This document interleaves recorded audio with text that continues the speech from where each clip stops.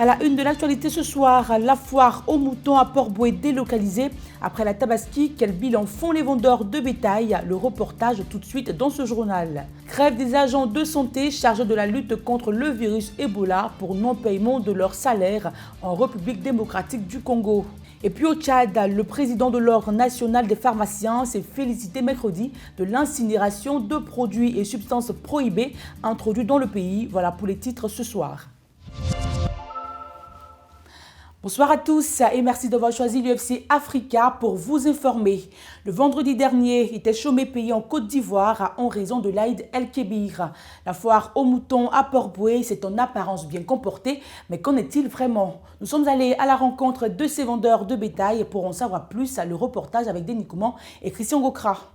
Après quelques jours de la Tabaski, le décor est toujours planté. Des bêtes dans des parcs à bétail n'attendent que les derniers acquéreurs. Pour les commerçants qui y exercent, la fête de Tabaski 2020 a été un franc succès, contrairement à l'année dernière. Beaucoup de préparation par rapport à cause de Covid-19. Donc les gens sont partis massivement, ils ont préparé maximum, bon, les moutons aussi arrivés. Et vous avez même constaté sur le marché, il y a des moutons même qui restaient, mais ce n'est pas beaucoup. Mais ne souhaite que tout le monde aura son mouton et c'est ce que Dieu a fait, tout le monde a eu son mouton. Au niveau du coût, le prix était bon. Cette année, le prix était très abordable. C'est de 60 000 à 300, 350 000. C'est ce qu'on a vendu dans le marché. Par rapport à l'année passée, c'était de 100 000 et à 300, 400 jusqu'à ce que tu penses. On peut dire par rapport à l'année passée, vraiment ça a été. Côté sécurité, c'est mieux que l'année passée. Il y a pas assez de vols cette année quand même. Ils ont bien sécurité le coin, ça nous a plu beaucoup. Si ça peut continuer comme ça chaque année, ça va aller. Augustin Yao, coordonnateur de la section de l'Union fédérale des consommateurs de Port-Bouët, ne partage pas cet avis. Il faut dire que malgré la bonne foi des filières en charge des bétails, voilà, les coûts étaient très élevés. Vous savez qu'il y avait pas... Il y avait une situation de Covid-19, donc des gens avaient peur même de venir et tout cela. Les gens s'associaient pour payer un mouton.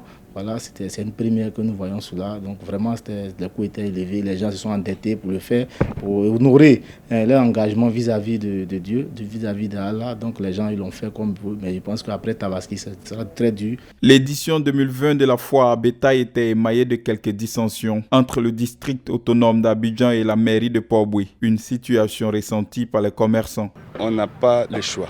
Si on nous impose, sinon on se sent en sécurité ici qu'ailleurs, puisqu'on ne connaît pas. Mais si l'État nous garantit la sécurité, il n'y a pas de souci.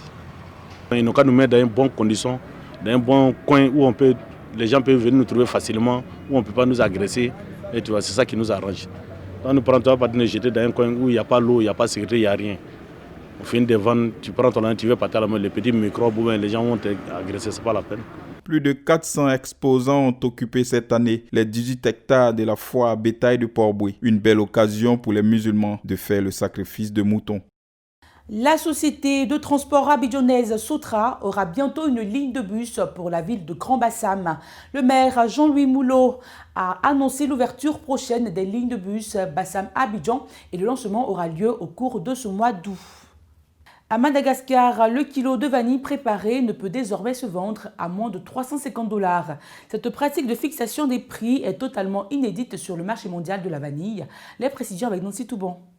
La tension reste vive au sein de la filière vanille malgache. Le gouvernement a décidé de recourir à un prix minimum de vente de 150 $ le kilo de vanille préparée. Une mesure visant à pérenniser le secteur mais qui est loin de satisfaire tous les exportateurs et les acheteurs, notamment ceux qui prônent l'autorégulation du marché. Ces derniers trouvent ce prix encore trop élevé par rapport à la conjoncture mondiale actuelle. Les 250 $ n'ont toutefois pas été fixés au hasard. C'est ce qu'affirme le ministre du Commerce Lantozoa Rakoto Malala qui affirme ceci. Nous avons analysé la tendance mondiale, nous avons observé les prix pratiqués dans les autres pays et défini un prix qui profite à l'ensemble de la chaîne de valeur. Le ministre qui poursuit, le gouvernement s'est en effet mis en tête d'assainir la filière, de la stabiliser et de donner une meilleure visibilité à tous les acteurs à chaque campagne.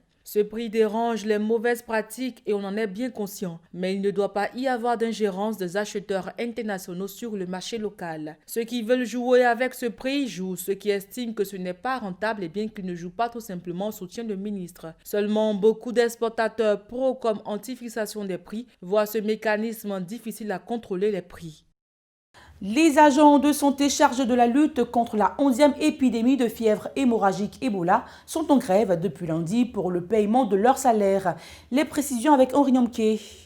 Le porte-parole des grévistes explique que les soignants ne peuvent pas travailler simplement sans recevoir quelque chose. Tout en reconnaissant qu'il y a un problème, le ministre congolais de la Santé, Dr Eteni Longondo, a assuré à la presse que le gouvernement avait déjà ordonné un décaissement partiel d'argent. Il a ajouté qu'un financement de la Banque mondiale était également attendu avant de transférer l'argent à Mbandaka où les agents de la riposte ont cessé de travailler.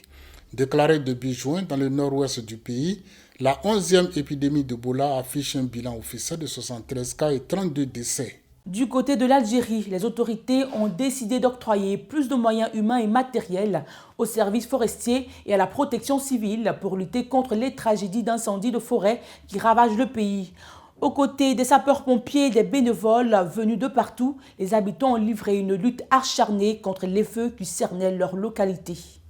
Par ailleurs, au Mali, la cérémonie de présentation des résultats de l'enquête nutritionnelle 2019 a regroupé mercredi dernier dans la capitale du Kénédougou le personnel socio-sanitaire des 10 districts sanitaires de la 3e région en présence du conseiller du gouverneur Sikasso, Daniel Dambélé.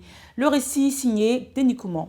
Au Mali, la malnutrition constitue un problème de santé publique. Elle est l'une des causes majeures de morbidité et de mortalité chez les enfants de moins de 5 ans. Au niveau régional, l'examen de ces résultats montre que la prévalence varie d'une région à une autre, avec la plus faible prévalence de 11,9% à Taodéni et la prévalence la plus élevée de 34,6% à Mopti, qui est suivie de la région de Sikasso de 31,7%. Le représentant du gouvernement de Sikasso, Daniel Dambélé, a remercié les partenaires techniques et financiers pour leur accompagnement. Selon lui, à cause de l'ampleur de la malnutrition au Mali, des programmes conjoints de prise en charge de la malnutrition aiguë et sévère, chronique et modérée ont été mis en place sous l'égide du gouvernement malien. Ces programmes sont fonctionnels et contribuent à sauver la vie de plusieurs enfants maliens, a-t-il expliqué. L'analyse de ces résultats sur l'échelle de la classification de l'Organisation mondiale de la santé a permis de montrer la gravité de la situation de la malnutrition chronique à Mopti et à Sikasso, dont les taux de prévalence se situent entre 30 et 39%.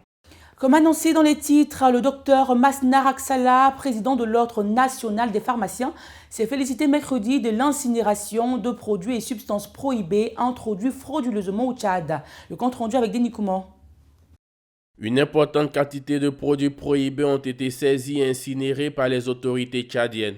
Pour le docteur Masnar Askala, ces produits sont dangereux et représentent des risques de santé pour la population car ils ne respectent pas les règles liées au contrôle d'importation des médicaments. Toujours selon le docteur, les importateurs doivent disposer d'agrément du ministère de la Santé publique ainsi qu'une autorisation. De même, les conditions d'importation et de stockage doivent respecter les règles légales. En outre, la mise en vente sur le marché doit être conditionnée par une autorisation, elle-même précédée d'un contrôle en laboratoire. Le respect de ces conditions permet d'assurer aux citoyens la qualité des produits. Cette édition vous a été proposée par l'ensemble de la rédaction. Merci pour votre fidélité. On se retrouve demain. D'ici là, portez-vous bien.